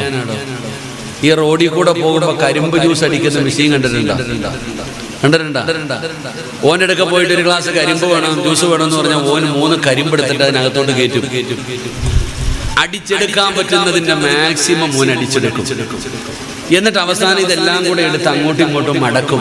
നമ്മൾ വിചാരിക്കും കളയാനാണെന്ന്. അല്ല, അതങ്ങോട്ട് എടുത്ത് അങ്ങോട്ടും ഇങ്ങോട്ടും ചുരുട്ടി മടക്കി 3-4 കഷ്ണമാക്കിയിട്ട് 1 ഇഞ്ചി കഷ്ണം എടുക്കും, 1 നാരങ്ങായി എടുക്കും. അതിനിടയിൽ കയറ്റി വെച്ചിട്ട് വീണ്ടും ഒന്നുകൂടെ മെഷീനിൽ കയറ്റി അടിക്കും. അള്ളാഹു കാത്തിരക്ഷിക്കുമാറാകട്ടെ. പിരിവെന്ന് പറഞ്ഞാൽ ഇങ്ങനെ അടിക്കൽ. 40 വയസ്സുള്ള ഖദീജ ബീവിയെ 25 വയസ്സുകാരനായ നബിതങ്ങൾ കഴിച്ചു. 40 വയസ്സുള്ള ഖദീജ ബീവിക്ക് നബിതങ്ങളുടെ പ്രായം 25. പ്രേമിച്ച് കെട്ടിയതൊന്നുമല്ല കേട്ടോ, നാട്ടുകാരെ പിടിച്ച് കെട്ടിച്ചതൊന്നുമല്ല. അപ്പൊ 25 വയസ്സുകാരനായ നബിതങ്ങൾ ഖദീജ ബീവിയെ വിവാഹം കഴിച്ച് എത്ര വയസ്സിന്റെ വ്യത്യാസം? 15 വയസ്സിന്റെ വ്യത്യാസം. 15 വയസ്സിന്റെ വ്യത്യാസമുണ്ട് രണ്ടുപേരും തമ്മിൽ. ഇവർ രണ്ടുപേരും 25 വർഷമാണ് ഭാര്യയും ഭർത്താവുമായിട്ട് ജീവിച്ചത്. ഖദീജ ബീവി റളിയല്ലാഹു തആലയ്ക്ക് 65 വയസ്സായി. വൃദ്ധയാണ്. 65 വയസ്സുള്ള ആരെങ്കിലും ചിലപ്പോൾ ഉണ്ടാകണമെന്നില്ല, ചിലപ്പോൾ കാണാം. ഖദീജ ബീവിക്ക് 65 വയസ്സായി. ഒരിക്കൽ നബി സല്ലല്ലാഹു അലൈഹി വസല്ലമ തങ്ങള് വീട്ടിലേക്ക് മടങ്ങി ചെല്ലുമ്പോ ഖദീജ ബീവി റളിയല്ലാഹു തആല അൻഹാ കുളിച്ചു ഒരുങ്ങി നല്ല വസ്ത്രവും ധരിച്ച് വാതിലിൽ ഇങ്ങനെ നിൽക്കുകയാണ്. അതാണ് ഭാര്യ. നബിതങ്ങൾ വീട്ടിലേക്ക് കയറി ചെല്ലുമ്പോ 65 വയസ്സുള്ള ഭാര്യ നബിതങ്ങളെ സ്വീകരിച്ചു, സലാം പറഞ്ഞു, സന്തോഷത്തോടെ സ്വീകരിച്ചു. കഴിക്കാൻ ഭക്ഷണം എടുത്തു വെച്ചു നബിതങ്ങളുടെ മുമ്പിൽ. കഴിക്കാൻ ഭക്ഷണം എടുത്തു വെച്ചു. നബിതങ്ങളും ഖദീജ ബീവിയും ആ ഭക്ഷണത്തിന്റെ അടുക്കൽ വന്നിരുന്നു. രണ്ടുപേരും ഇങ്ങനെ ഇരുന്നു. ഭക്ഷണം കഴിക്കാൻ തുടങ്ങി നബിതങ്ങൾ. ഖദീജ ബീവി റളിയല്ലാഹു തആല അൻഹ ചോദിച്ചു, നബിയെ, എനിക്ക് അല്പം ഭക്ഷണം വാരിത്തരുമോ നബിയെ? ഭാര്യ ഭർത്താവിനോട് ചോദിക്കുന്നു. എത്രാമത്തെ വയസ്സില്? 22ാമത്തെ വയസ്സിലല്ല, 65 വയസ്സുള്ള ഖദീജ ബീവി നബിതങ്ങളോട് ചോദിച്ചു, എനിക്ക് ഭക്ഷണം വാരി തരുമോ? പിന്നെന്തേ ഖദീജ? നബിതങ്ങൾ വാരിക്കൊടുത്തു. ഖദീജ ബീവി ചോദിച്ചു, ഞാൻ വാരിത്തരട്ടെ? വാരിത്ത. ഇതാണ് ഭാര്യയും ഭർത്താവും. നിന്റെ ഇക്ക നിനക്കല്പം ഭക്ഷണം വാരി തന്നിട്ട് എത്ര കാലമായി എന്ന് നിങ്ങൾ ചിന്തിക്കുക. ഈ അടുത്ത കാലത്തെങ്ങാനും ഭർത്താവിന്റെ കയ്യിൽ നിന്ന് ഒരു ഉരുള ഭക്ഷണം വാങ്ങിച്ച് കഴിച്ചിട്ടുള്ള പെണ്ണുങ്ങളൊന്ന് കൈവയ്ക്കും.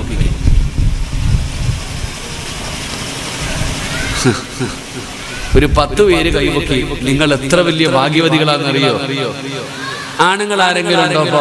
ഭാര്യയുടെ കയ്യിൽ നിന്ന് ഭാര്യ ഭക്ഷണം വാരി തന്ന് കഴിച്ച ഭർത്താക്കന്മാരാരെങ്കിലും ഇവിടെ ഉണ്ടോ? പ്രായമായ 3-4 പൊക്കി, അത്രയേ ഉള്ളൂ. ഖദീജ ബീവി നബിതങ്ങൾക്ക് ഭക്ഷണം വാരി കൊടുത്തു. നബിതങ്ങൾ ഖദീജ ബീവിക്ക് കൊടുത്തു. എത്രാമത്തെ വയസ്സിൽ? 65-ാമത്തെ വയസ്സിൽ ഭക്ഷണം കഴിച്ചു കഴിഞ്ഞു. ഖദീജ ബീവി ചോദിച്ചു, നബിയെ, ഞാൻ നിങ്ങളുടെ മടിയിലൊന്ന് തലവെച്ച് കിടക്കട്ടെ? 65 വയസ്സുള്ളപ്പോഴാണ് ചോദിക്കണേ. ഇന്നത്തെ അവസ്ഥ എന്ന് പറഞ്ഞാൽ ഭാര്യ ഒരു റൂമിൽ, ഭർത്താവ് ഒരു റൂമിൽ. ഭാര്യയും ഭർത്താവും ഒരുമിച്ച് പോലും ഇപ്പൊ കിടക്കൂല. കാരണം കിടന്നിട്ട് എന്തായില്ലേ, അങ്ങനെ പ്രായമായില്ലേ. ഉമ്മാനെ വിളിക്കണോ, വാടി കിടന്നുറങ്ങാ, മക്കളുണ്ട് പോ, ഇല്ല, ഇങ്ങനെ അറിയാം. ഖദീജ ബീവിയുടെ മടി, ഖദീജ ബീവി നബിതങ്ങളുടെ മടിയിൽ തലവെച്ച് കിടന്നു. അങ്ങനെ രണ്ടുപേരും ഇങ്ങനെ കിടക്കുമ്പോ ഖദീജ ബീവി നബിയുടെ മുഖത്ത് നോക്കിയിട്ട് ഇങ്ങനെ ചിരിക്കുക.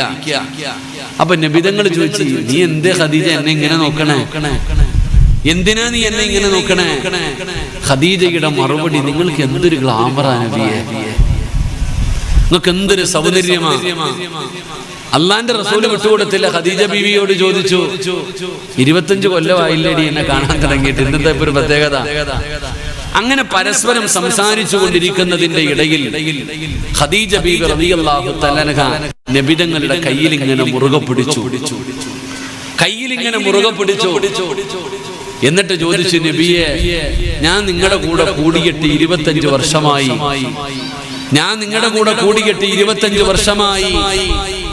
എന്റെ ഭാഗത്ത് നിന്ന് എന്തെങ്കിലും ഒരു തെറ്റ് വന്നിട്ടുണ്ടെങ്കിൽ നിങ്ങൾ എനിക്ക് പൊരുത്തപ്പെട്ടു തരണം നബിയെ.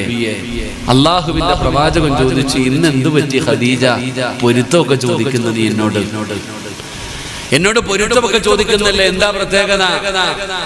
ഖദീജ ബീവി പറഞ്ഞ മറുപടി, നബിയെ, ഞാൻ പോവാ നബിയെ, എന്റെ മരണമെടുത്തു നബിയെ, എന്റെ മരണമെടുത്തു, ഞാൻ നിങ്ങളിൽ നിന്ന് വിട പറയാൻ പോവുകയാ, എനിക്ക് പൊരുത്തം തരണേ എന്ന് പറഞ്ഞപ്പോ നബിതങ്ങൾ കൈയെടുത്തിട്ട് ഖദീജയുടെ വാ പൊത്തിപ്പിടിച്ചു. പറയില്ലേ ഖദീജ, നീ എന്നോട് പൊരുത്തം ചോദിക്കരുത്, കാരണം ഖദീജ ആരെന്നറിയോ? 25 വർഷം നബിതങ്ങളുടെ കൂടെ ജീവിച്ചവളാ ഖദീജ.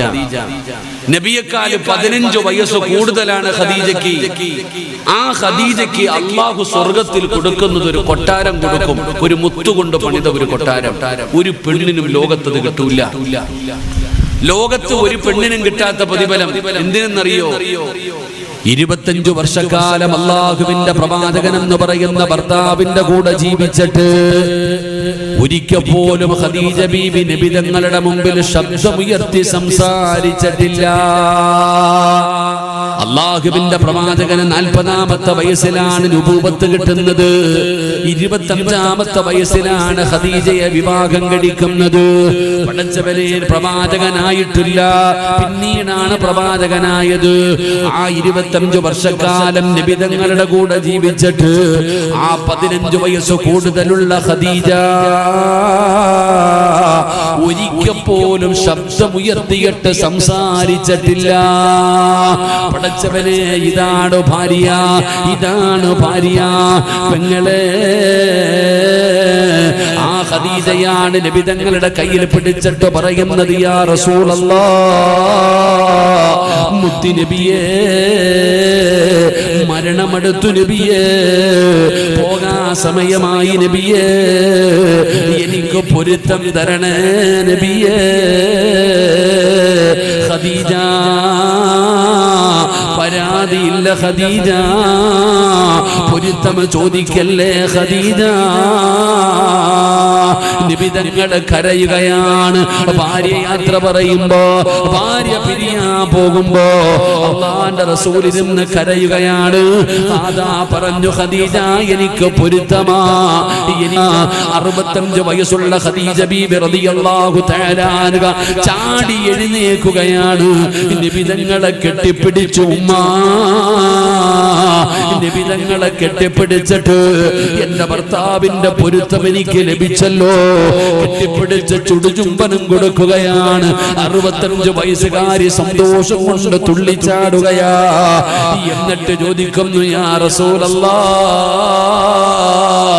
നബിയേ പോകുകയാണ്, നബിയേ പോകുകയാണ്, നബിയേ പിരിയുകയാണ്, നബിയേ എനിക്ക് 3 ആഗ്രഹമുണ്ട് നബിയേ, എനിക്ക് 3 ആഗ്രഹമുണ്ട്. എന്റെ ആഗ്രഹം സാധിപ്പിച്ചു തരുമോ നബിയേ? അല്ലാഹുവിന്റെ റസൂൽ ചോദിച്ചു, എന്തേ ഖദീജ, നിന്റെ ആഗ്രഹം എന്തേ ഖദീജ? ഖദീജ ബീവിയുടെ മറുപടി എന്തെന്നറിയോ? തന്റെ ഭർത്താവിനോട് 65ാമത്തെ വയസ്സിൽ മരിക്കുന്നതിന്റെ അന്ന് കെട്ടിപ്പിടിച്ച് കരഞ്ഞുകൊണ്ട് പറഞ്ഞു, യാ റസൂലല്ലാഹ്, എന്റെ മയ്യത്ത് നിങ്ങൾ കുളിപ്പിക്കണം നബിയേ, എന്റെ മയ്യത്ത് നിങ്ങൾ വേണം കുളിപ്പിക്കാൻ. എന്തേ ഖദീജ, എന്തേ ഖദീജ, ഒരു പെണ്ണു പോലും എന്റെ ശരീരം കാണുന്നത് എനിക്കിഷ്ടമല്ല നബിയേ.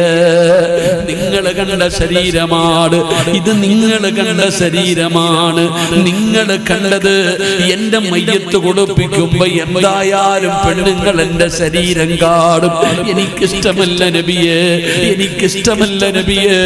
നിങ്ങൾ മതി എന്നെ കുളിപ്പിക്കാൻ, നിങ്ങൾ എന്നെ കുളിപ്പിച്ചാ മതി. റസൂലുള്ള മിണ്ടുന്നില്ല. ഖദീജ കരയുകയാ. സമ്മതിക്ക് നബിയേ, സമ്മതിക്ക് നബിയേ, നിങ്ങൾ വേണം എന്റെ മയ്യത്ത് കുളിപ്പിക്കാൻ. അല്ലാഹുവിന്റെ റസൂൽ എവിടെന്ന് സമ്മതിച്ചടോ? 65 വയസ്സുകാരിയുടെ 1ാമത്തെ ആഗ്രഹമാണ്. 2ാമത്തെ ആഗ്രഹം എന്തെന്നറിയോ? യാ റസൂലല്ലാഹ്, ഖിയാമത്ത് നാൾ വരെ ഞാൻ ഖബറിനകത്ത് കടക്കണം നബിയേ. നിങ്ങളില്ലാതെ പറ്റില്ല നബിയേ, നിങ്ങളില്ലാതെ എനിക്ക് ഉറക്കമില്ല, നിങ്ങളില്ലാതെ എനിക്ക് സമാധാനമില്ല. പിന്നെ എങ്ങനെയാണ് ഞാൻ ഖബറിനകത്ത് ഖിയാമത്ത് നാൾ വരെ ഒറ്റയ്ക്ക് കിടക്കുന്നത്? എനിക്ക് കഴിയില്ല യാ റസൂലല്ലാഹ്. അതുകൊണ്ട് എന്റെ കഫം പൊതിയുമ്പോ, എന്റെ ജനാസ കഫം പൊതിയുമ്പോ ഈ ചുമലിൽ കിടക്കുന്ന ഷാളുണ്ടല്ലോ, അങ്ങയുടെ സുഗന്ധമുള്ള ഷാളുണ്ടല്ലോ, ഈ ഷാള് എന്റെ കഫം തുണിക്കകത്ത് വെക്കണേ നബിയേ. ഒരു സമാധാനത്തിന്, ഒരു കൂട്ടിന് ഖബറിനകത്ത് കിടക്കുമ്പോഴും അങ്ങയുടെ സുഗന്ധം എനിക്ക് വേണം നബിയേ. ഈ ഷാളെന്റെ കഫം തുണിക്കകത്ത് വെക്കണേ. അല്ലാഹുവിന്റെ റസൂൽ അവിടെന്ന് സമ്മതിക്കുകയാണ്. 3ാമത്തെ ആഗ്രഹം എന്തെന്നറിയോ? യാ റസൂലല്ലാഹ്, നിങ്ങൾ എന്റെ വീടിനകത്തിറങ്ങണേ നബിയേ, എന്റെ ഖബറിനകത്തിറങ്ങണം നബിയേ. നിങ്ങൾ വേണം എന്റെ ജനാസ ഇറക്കി വെക്കാ. നിങ്ങളെ എന്റെ ശരീരത്തു തൊടാവൂ, നിങ്ങളെ എന്റെ ശരീരത്തു തൊടാവൂ. നിങ്ങൾ വേണം എന്റെ മയ്യത്തിറക്കി വെക്കാൻ. യാ റസൂലല്ലാഹ്, അങ്ങയുടെ കൈ കൊണ്ട് വേണം മണ്ണ് വാരി വെക്കാൻ, അങ്ങയുടെ കൈ കൊണ്ട് വേണം മണ്ണ് വാരി വെക്കാൻ. റസൂലുള്ളാഹി തങ്ങളെ സമ്മതിക്കുകയാണ്. ഖദീജ യാത്ര പറയുകയാണ്. ലോകത്തോട് വിട പറഞ്ഞു പെങ്ങളെ. ഉമ്മാ, അല്ലാഹുവിന്റെ റസൂലാണ് മയ്യത്ത് കുളിപ്പിച്ചത്. അല്ലാഹുവിന്റെ പ്രവാചകനാണ് ഖദീജ ബീവിയെ കുളിപ്പിക്കുന്നത്. ലോകത്ത് വേറെ ഒരു പെണ്ണിനും അങ്ങനെ ഒരു ഭാഗ്യമില്ല. നബി തങ്ങളുടെ മറ്റു ഭാര്യമാർക്കും ഭാഗ്യമില്ല. നബി തങ്ങളെ തന്നെ കുളിപ്പിച്ചു ഖദീജയെ. കണ്ണ് നിറയുകയാണ്, കണ്ണ് നിറയുകയാണ്. പടച്ച റബ്ബേ, അവിടുത്തെ ജനാസ കുളിപ്പിച്ചു കഴിഞ്ഞു. കഫം പൊതിയാ സമയമായപ്പോ ചുമലിൽ കിടന്ന ഷാളെടുത്തിട്ട് നിബിതങ്ങൾ ചുംബിക്കുകയാണ്. തന്റെ ഖദീജയ്ക്ക് കൊടുക്കാൻ അവിടുന്ന് ചുടുചുംബനം കൊടുത്ത് കഫം തുണിക്കകത്ത് വെച്ച് പൊതിയുകയാണ്. പടച്ച റബ്ബേ, നിബിതങ്ങൾ ഖബറിനകത്തിറങ്ങി ഖദീജ ബീവിയുടെ ജനാസ താങ്ങി വെച്ചു. മിൻഹാ ഖലഖനാകും വഫീഹാ നുഈദുകും വമിൻഹാ നുഖ്രിജുകും താറത്തൻ ഉഖ്റാ എന്ന് പറഞ്ഞുകൊണ്ട് നിബിതങ്ങൾ തന്നെയാണ് മണ്ണ് വാരി വെച്ചത്. ഖദീജ ബീവിയുടെ കഫം തുണി നനയുകയാണ്. നിബിതങ്ങളുടെ കണ്ണുനീര് വീണിട്ടു. നിങ്ങളെ ഇതിനാണ് സ്നേഹമെന്ന് പറയുന്നത്, ഇതിനാണ് കുടുംബജീവിതമെന്ന് പറയുന്നത്, ഇതിനാണ് കുടുംബജീവിതമെന്ന് പറയുന്നത്. ഈ ഖദീജാന നിബിതങ്ങൾ മരിക്കുന്നത് കാലം വരെ മറന്നില്ല. ഈ ഖദീജയുടെ മകളാണ് മഹ്ദിയായ ഫാത്തിമ. ഈ ഖദീജയുടെ മകളാ, ഈ ഖദീജയുടെ മകളാണ് ഫാത്തിമ. അല്ലാഹുവേ, ഖദീജ ബീവി വഫാത്താകുമ്പോ ഫാത്തിമാന് 15-16 വയസ്സേ ഉള്ളൂ. ഒരു ഉമ്മ വേണ്ട സമയം 10-14 വയസ്സ് കഴിഞ്ഞു. 15-16 വയസ്സുണ്ട്. ഖദീജ ബീവിക്ക് വഫാത്താകുമ്പോ ഫാത്തിമയുടെ പ്രായമാണ്. ഈ മകളെയാണ് വാപ്പയുടെ കയ്യിൽ കൊടുത്തിട്ട് ഖദീജ പോകുന്നത്. അല്ലാഹുവേ, ഫാത്തിമ ഇത് കാണുകയാ, ഫാത്തിമ ഇത് കാണുകയാ.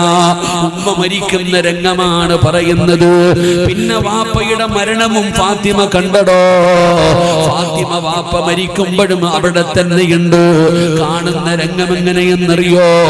വാപ്പയതാ ആയിഷ ബീവിയുടെ നെഞ്ചിൽ ഇങ്ങനെ തലവെച്ച് കിടക്കുകയാ. ആയിഷ ബീവിയുടെ നെഞ്ചിൽ ഇങ്ങനെ തലവെച്ച് കിടക്കുന്നുണ്ട്. അവസാനം നിബിതങ്ങൾ പറഞ്ഞു, ആയിഷ, ആയിഷ, നിബിതങ്ങൾക്ക് പല്ല് തേക്കാൻ ആഗ്രഹമുണ്ടെന്ന് മനസ്സിലായി. അതാ പടച്ചവനെ അറാക്കിൽ നോക്കി, ആയിഷ ബീവിയുടെ മുഖത്ത് നോക്കി. ആയിഷയ്ക്ക് മനസ്സിലായി നിബിതങ്ങൾക്ക് പല്ല് തേക്കണമെന്ന്. അറാക്ക് വാങ്ങിച്ചിട്ട് നിബിതങ്ങളുടെ വായിൽ വെച്ച് കൊടുക്കുമ്പോ റസൂലുള്ളാഹിക്ക് ചവയ്ക്കാൻ കഴിയുന്നില്ല. അവസാനം ആയിഷ ബീവി തന്റെ പല്ല് കൊണ്ട് ചവയ്ക്കുകയാണ്. തന്റെ ഉമ്മനീരാ മിസ്വാക്കിനകത്തു പറ്റി തന്റെ ഭർത്താവിനെ നെഞ്ചത്തു പിടിച്ച് കിടത്തിയിട്ട് ആയിഷ എന്ന് പറയുന്ന പ്രിയപ്പെട്ട ഭാര്യ തന്റെ ഭർത്താവിന്റെ പല്ല് തേച്ചു കൊടുത്തടോ. നിബിതങ്ങൾ തുപ്പിക്കളഞ്ഞില്ല. ആയിഷ ബീവിയുടെ ഉമ്മനീര് വരെ നിബിതങ്ങൾ കുടിച്ചിറക്കുകയാണ്. വാപ്പയുടെ വഫാത്തും കൊണ്ട് ഈ ഉപ്പാടെ മകളാണ് ഫാത്തിമ, ഖദീജയുടെ മകളാണ് ഫാത്തിമ. ഈ ഫാത്തിമ ബീബി റളിയല്ലാഹു തആല അൻഹ 29 കൊല്ലമേ ജീവിച്ചുള്ള ഉമ്മ. 25ാമത്തെ വയസ്സിലാണ്, 29 വയസ്സ് വരെ ജീവിച്ചുള്ളൂ. അതാ ഫാത്തിമ ബീബി മരിക്കുന്നതിന്റെ അന്ന് കുളിച്ച് റെഡിയാവുകയാണ്. ഉമ്മ നിന്നതുപോലെ, ഉമ്മ നിന്നതുപോലെ കുളിച്ച് റെഡിയായി ഒരുങ്ങി നിൽക്കുകയാണ്. അലിയാരെന്ന ഭർത്താവ് കടന്നു വന്നു. അലിയാരെന്ന ഭർത്താവ് കടന്നു വന്നു. കഴിക്കാൻ ഭക്ഷണം കൊടുത്തു. ഭർത്താവിന്റെ ചാരത്ത് പോയിരുന്നു. എന്നിട്ട് പറഞ്ഞു, അലിയേ, പൊരുത്തം തരണേ അലിയേ, പൊരുത്തം തരണേ അലിയേ. പോവുകയാണ് അലിയേ. തന്റെ ഭർത്താവിനോട് യാത്ര പറയുകയാ, തന്റെ ഭർത്താവിനോട് യാത്ര പറയുകയാ. ഫാത്തിമ ബീബി റളിയല്ലാഹു തആല അൻഹ ഉമ്മ പറഞ്ഞതുപോലെ ഭർത്താവിനോട് പറഞ്ഞു, അലിയേ, എനിക്ക് 3 ആഗ്രഹമുണ്ടലിയേ, എനിക്ക് 3 ആഗ്രഹമുണ്ടലിയേ. 3 ആഗ്രഹത്തിൽ ഒന്നാമത്തെ ആഗ്രഹം എന്തെന്നറിയോ? ഞാൻ മരിച്ചാ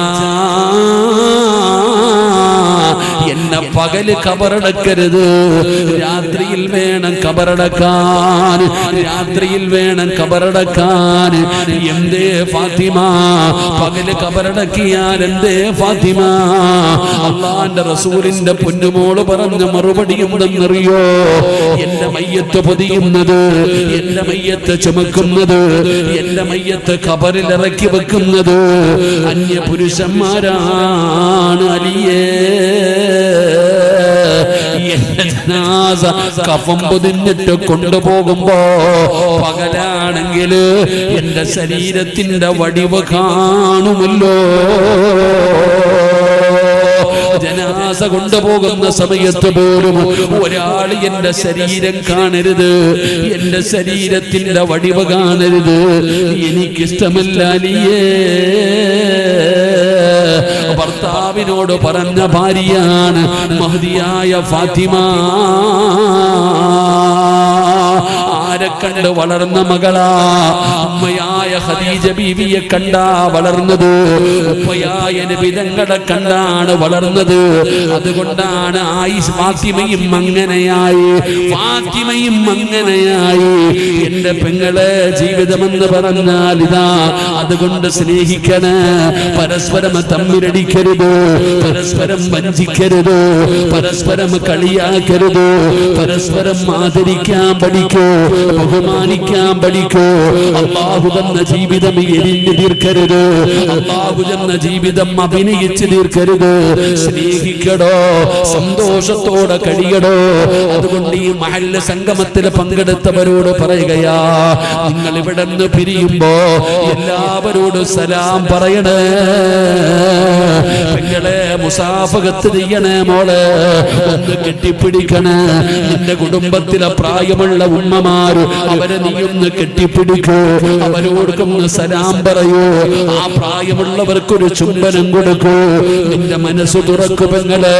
വാശിയും വൈരാഗ്യവും എല്ലാം നിന്റെ ഹൃദയത്തിൽ നിന്ന് മാറട്ടെ. കുടുംബക്കാരോട് സ്നേഹമുണ്ടാകട്ടെ. അതുകൊണ്ട് ഇവിടെ ഇരിക്കുന്നവരോട് പറയുകയാണ്, കെട്ടിപ്പിടിച്ച് മുസാഫഹത്ത് ചെയ്യാതെ ഒരൊറ്റ മനുഷ്യനും ഇവിടെ നിന്ന് പിരിയാൻ പാടില്ല. ബന്ധങ്ങളാണ് വേണ്ടത്. റബ്ബേ, മഹല്ലിലെ സംഗമമാണ്, എല്ലാവരും ഒറ്റക്കെട്ടായി നിൽക്കേണ്ട സമയമാണ്. അതുകൊണ്ട് പടച്ചവനെ പരസ്പരം അങ്ങോട്ടും ഇങ്ങോട്ടും പൊരുത്തം ചോദിക്കൂ. എല്ലാവരും സ്നേഹത്തോടെ സന്തോഷത്തോടെ പിരിയൂ. ഈ ബന്ധങ്ങളെ നിലനിർത്താൻ നോക്കൂ. മാസത്തിലൊരിക്കലെങ്കിലും നിന്റെ മക്കളെ വിളിച്ചുകൊണ്ട് ഉപ്പാടെ വീട്ടിലൊന്ന് പോകണേ. ഉപ്പാന്റെ കൂടപ്പറപ്പുകളെ കാണണേ, ഉമ്മാടെ കൂടപ്പറപ്പുകളെ കാണണേ. മക്കളെ, ഉപ്പാന്റെ ഫ്രണ്ടിനെ കാണുമ്പോ ഒരു സലാം പറയണേ. ഉമ്മാടെ ഫ്രണ്ടിനെ കാണുമ്പോ സലാം പറയണേ. അത് നിന്റെ മാതാപിതാക്കൾക്ക് ഇഷ്ടപ്പെടുന്ന ഒരു കാര്യമാ. അതുകൊണ്ട് അൽഹംദുലില്ലാഹ് ഒരു സംഗമത്തിൽ ഒരുമിച്ച് കൂടി. റബ്ബേ, നാളെ നിന്റെ സ്വർഗത്തിലും ഞങ്ങളുടെ കുടുംബസമേതം ഒരുമിച്ച് കൂട്ടണേ അല്ലാ. അതിനുള്ള ഭാഗ്യം തരണേ അല്ലാ.